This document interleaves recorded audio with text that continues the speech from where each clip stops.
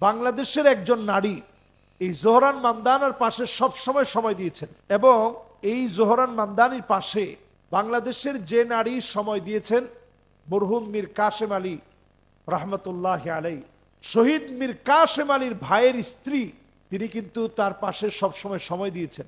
এবং এই জোহরান মামদানি সে তার বিজয়ের পরে বলেছেন যে আমার এই বিজয় এটা বাঙালিদের জন্য বিজয়, সবার জন্য বিজয়। 4ই নভেম্বর 2025-এ আমাদের সারা পৃথিবীতে মুসলমানদেরকে রিপ্রেজেন্ট করার জন্য জোহরান মামদানি তিনি যে বিজয়ী হলেন, নিউ ইয়র্কের তিনি যে মেয়র হলেন, এত অল্প বয়সে একজন মুসলিম যুবক হওয়ার পরেও নিজের প্রচার প্রসার সব তিনি নিজেই ঘটিয়েছেন।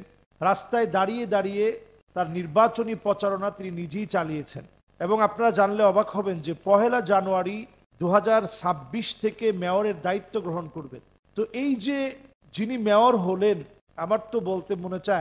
আমার বলতে মনে চায় যে এই যে মেয়র হওয়াটা এটা স্বাভাবিক ব্যাপার না, বরং আমরা যদি এইটাকে একটা বিজয় বলে মনে করি, বাদা আল ইসলাম গরিবান ওয়াসায়াউদু গরিবান তুবা লিল গুরাবা, ব্যতিক্রমদেরকে দিয়ে আল্লাহ রাব্বুল আলামিন আবার নেতৃত্ব দিবেন। তো তার ধর্মীয় অনুভূতি কেমন আছে সেই প্রশ্নে আমি পরে আসছি। উগান্ডায় বড় হয় একজন মানুষ, বংশীয়ভাবে ভারতীয় নাগরিক, তার বাবা অনেক বড় একজন শিক্ষিত মানুষ, তার মাও শিক্ষিতা মানুষ, তার মা বিভিন্ন ছবির পরিচালক ছিলেন। ছোটবেলা থেকে ধর্মকর্ম যতটুকুন পালন করেছেন, তার চাইতে বড় বিষয় অন্তত আমেরিকার মতো জায়গায় একজন মুসলিম জায়গা করে নিয়েছেন, যে নিজেকে মুসলিম বলে পরিচয় দিয়েছেন নির্বাচনী প্রচারণায়। এবং তার পরিচয়ে সে প্রায় সময় বলেছেন আনা মুসলিম, আনা মিনকুম, আমি তোমাদের থেকে।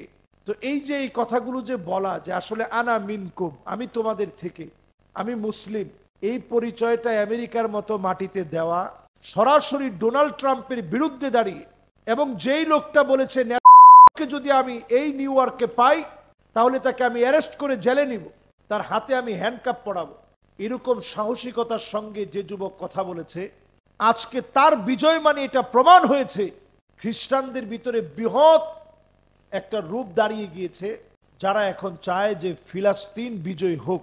এবং এই ইস্যুটা কেন্দ্র করেই অসংখ্য খ্রিস্টিয়ান তারা কালেমা পড়ে মুসলমান হবে, সুবহানাল্লাহ। এবং এই বিজয়টাকে আপনি কোনোভাবেই ছোট করে দেখার কোনো সুযোগ নেই।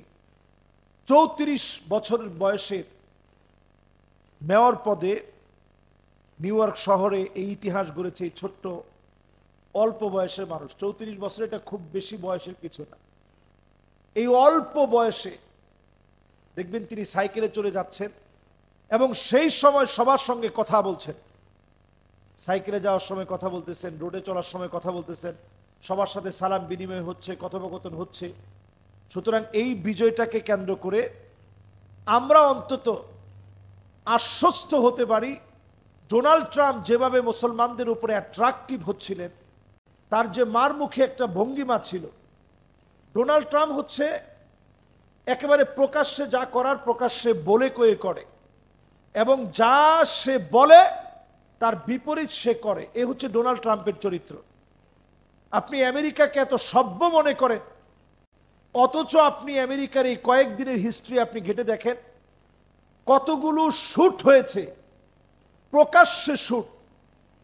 এই প্রকাশ্যে শুট যারা করেছে সেই সমস্ত বাচ্চাদের বয়স 14 বছর 15 বছর। অসংখ্য মানুষ আছে, আপনি গুগলে সার্চ করলে পাবেন, চ্যাট জিপিটিতে সার্চ করলে পাবেন। কিন্তু এই তথ্যগুলো আপনার কান পর্যন্ত পৌঁছায় না কেন? কারণ তারা এটা পৌঁছাইতে দেয় না।